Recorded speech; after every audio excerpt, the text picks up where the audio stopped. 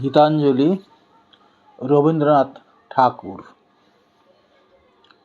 সুন্দর তুমি এসেছিলে আজ প্রাতে, অরুণ বরণ পারিজাত লয়ে হাতে।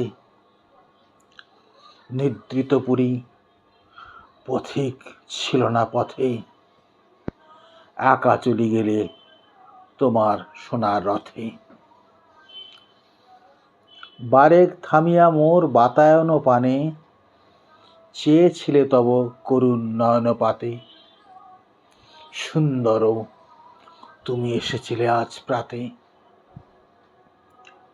স্বপন আমার ভরেছিল কোন গন্ধে, ঘরের আঁধার কেঁপেছিল কি আনন্দে।